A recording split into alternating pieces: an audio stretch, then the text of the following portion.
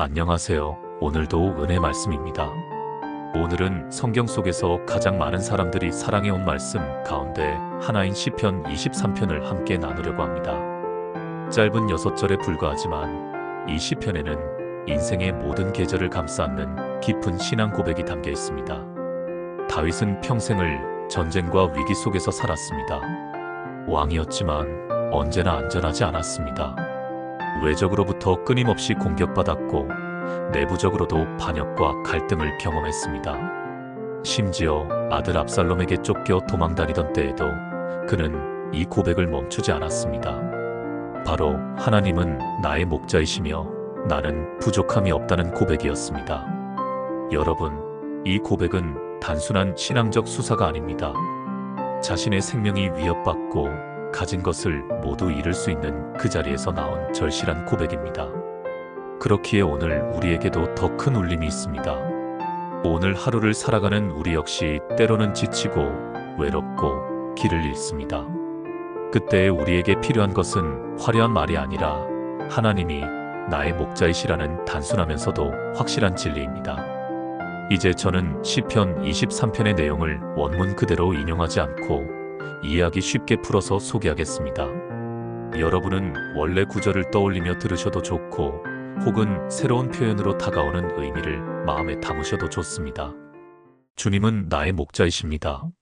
내가 길을 잃지 않게 돌보시는 분이십니다. 그분이 나를 인도하시니 내 삶에는 본질적인 부족함이 없습니다.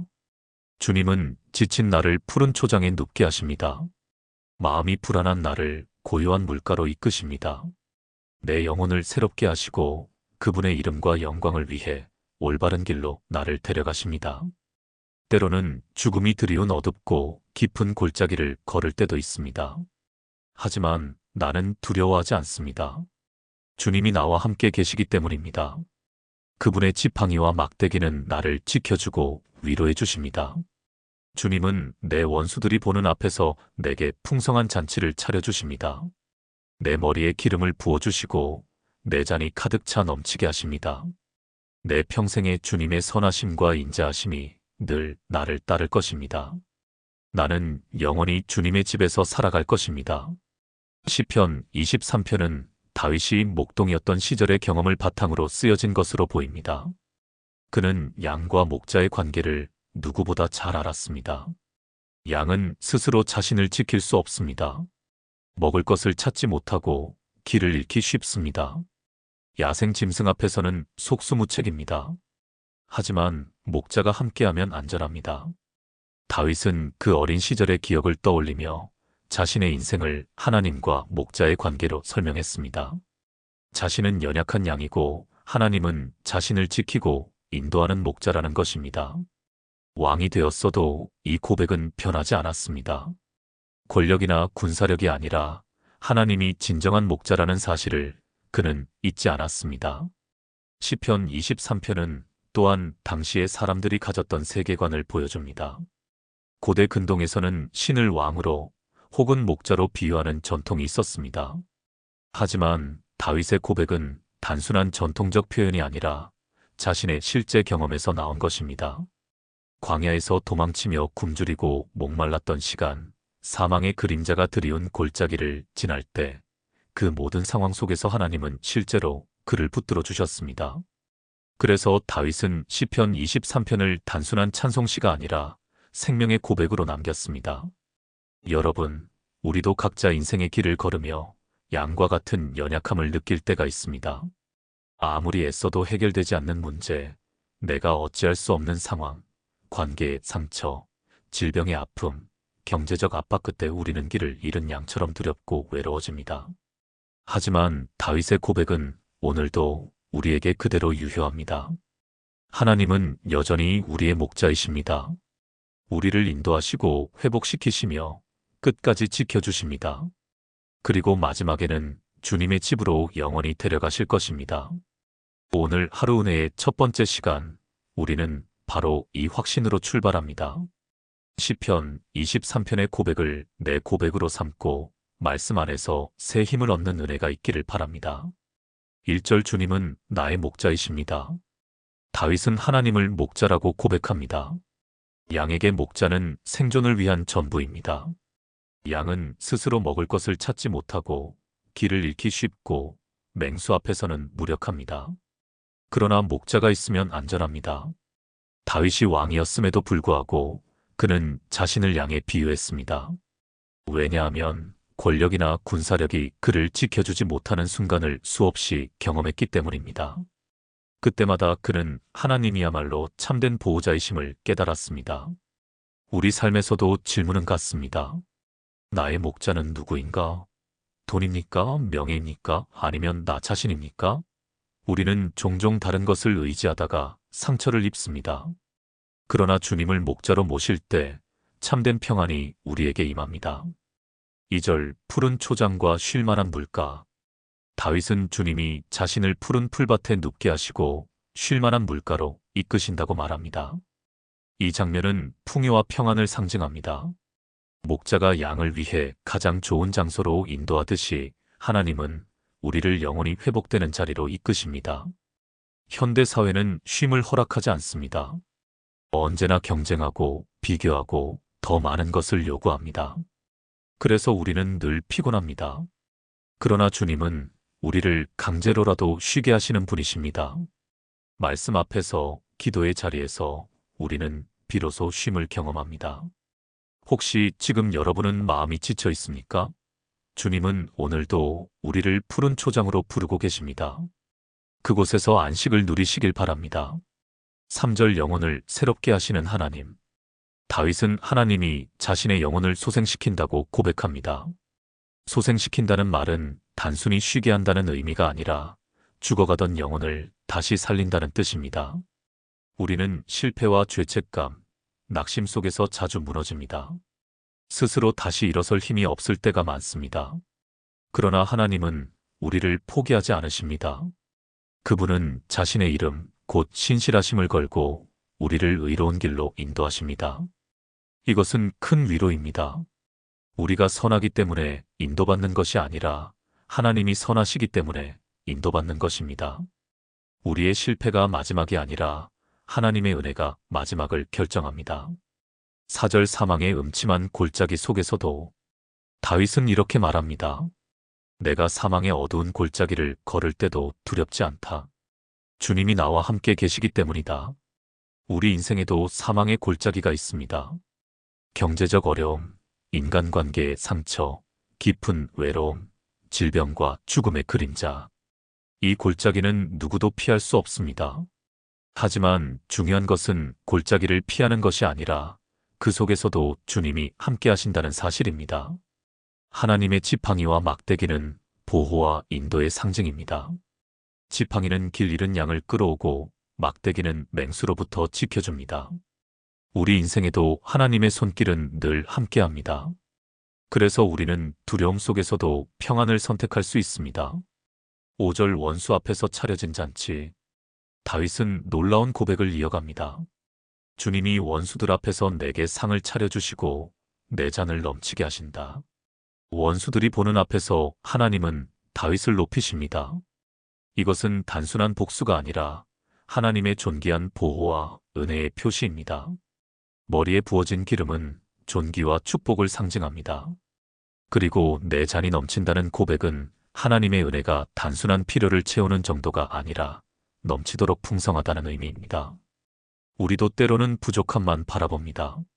그러나 돌아보면 하나님의 은혜는 늘 넘쳐왔습니다. 고난 속에서도 예상치 못한 상황 속에서도 결국 우리를 지탱해온 것은 하나님의 은혜였습니다. 6절 평생을 따르는 주님의 선하심과 인자하심. 마지막 구절에서 다윗은 확신합니다. 내 평생에 주님의 선하심과 인자하심이 반드시 나를 따를 것이다. 나는 영원히 주님의 집에 거할 것이다. 여기서 중요한 단어는 반드시입니다. 하나님의 선하심과 인자하심은 우연히 따라오는 것이 아니라 확실히 따라옵니다. 그분은 한번 붙드신 사람을 끝까지 놓지 않으십니다. 그리고 다윗은 최종 목적지를 바라봅니다. 주님의 집, 즉 하나님의 임재 안에 영원히 거하는 삶. 이것이 우리의 영원한 소망입니다. 우리 인생의 마지막은 어둠이 아니라 하나님의 집에서 누리는 영원한 안식입니다.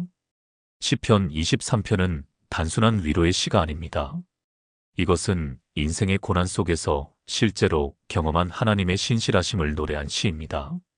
양과 목자의 관계, 푸른 초장과 쉴만한 물가, 사망의 골짜기, 원수 앞의 잔치, 그리고 영원한 집. 이 모든 장면은 우리의 인생 여정을 담고 있습니다. 그리고 그 여정의 모든 순간에 하나님이 동행하신다는 확신을 줍니다. 삶에 적용하기 4가지 질문. 첫째, 나의 목자는 누구인가? 우리는 살아가면서 무엇인가를 의지합니다. 어떤 사람은 돈을, 어떤 사람은 지위를, 또 어떤 사람은 자신의 능력을 목자로 삼습니다. 그러나 그것들은 언제든 흔들릴 수 있습니다. 다윗은 하나님을 목자로 고백했습니다.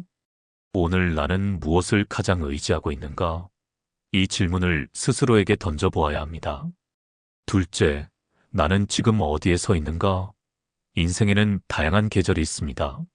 어떤 때는 푸른 초장 같은 평안의 시기를 지나고 또 어떤 때는 음침한 골짜기를 걷기도 합니다. 중요한 것은 우리가 어디에 있든지 하나님은 여전히 목자라는 사실입니다. 지금 여러분이 기쁨의 자리에 있든 고난의 골짜기에 있든 하나님은 함께 하십니다. 셋째, 넘치는 은혜의 기억을 가지고 있는가? 우리는 종종 부족함만 바라봅니다. 그러나 조금만 돌아보면 예상치 못했던 순간마다 채워주신 하나님의 은혜가 있었습니다. 건강을 지켜주신 은혜, 관계 속에서 화해하게 하신 은혜, 경제적으로 버틸 힘을 주신 은혜. 그것들을 기억하고 감사할 때 우리의 삶은 다시 충만해집니다. 넷째, 나는 어떤 소망을 붙들고 있는가? 다윗은 내 평생의 주님의 선하심과 인자하심이 반드시 나를 따를 것이라고 확신했습니다. 그리고 마지막에는 주님의 집에 영원히 살겠다는 소망을 붙들었습니다. 우리의 삶이 여기서 끝나지 않는다는 믿음, 영원한 집이 있다는 소망이 오늘을 살아가는 힘이 됩니다. 구체적인 삶의 장면 속 적용. 직장에서의 불안함성과 압박과 인간관계의 스트레스 속에서 우리는 종종 길을 잃습니다. 그러나 주님이 나의 목자이시다라는 고백을 붙들면 결과보다 하나님의 인도하심을 신뢰할 수 있습니다. 가정에서의 갈등, 가족 관계 속의 상처와 갈등은 깊은 골짜기처럼 느껴집니다. 하지만 목자 되신 하나님은 그 골짜기 속에서도 화해와 치유의 길을 준비하십니다. 건강 문제와 두려움, 병상에 눕거나 약해지는 몸을 경험할 때 우리는 사망의 그림자를 느낍니다. 그러나 주님이 함께 계시다는 사실은 두려움을 평안으로 바꿉니다. 미래에 대한 불확실성, 내일을 알 수 없는 시대에 우리는 쉽게 불안해집니다. 하지만 다윗처럼 주님의 선하심이 반드시 나를 따른다는 확신을 붙든다면 우리는 담대하게 내일을 맞이할 수 있습니다. 더 깊은 묵상 포인트. 1. 목자의 인도하심은 즉각적인 것이 아니라 과정적이다. 양은 하루아침에 목적지에 도착하지 않습니다. 목자는 매일 조금씩 안전한 길로 인도합니다. 우리의 삶도 마찬가지입니다. 하나님은 당장 모든 문제를 해결해 주시기보다는 매일매일의 걸음을 지켜주십니다. 이 골짜기는 피할 수 없는 길이지만 목적지가 아니다. 인생의 어두운 골짜기는 종착지가 아니라 지나가는 길입니다. 하나님은 반드시 그 길을 지나 푸른 초장으로 인도하십니다. 3. 넘치는 자는 소유가 아니라 은혜다. 다윗이 말한 넘치는 자는 부귀영화가 아니라 하나님이 주시는 만족과 평안을 의미합니다. 우리의 삶도 소유보다 은혜를 바라볼 때 진정으로 풍성해집니다. 4. 영원한 집은 현재의 삶에 소망을 준다. 다윗은 마지막에 하나님의 집을 바라보았습니다. 이것은 단순히 죽은 뒤의 천국 소망이 아니라 지금의 삶 속에서도 방향을 제시하는 힘이 됩니다.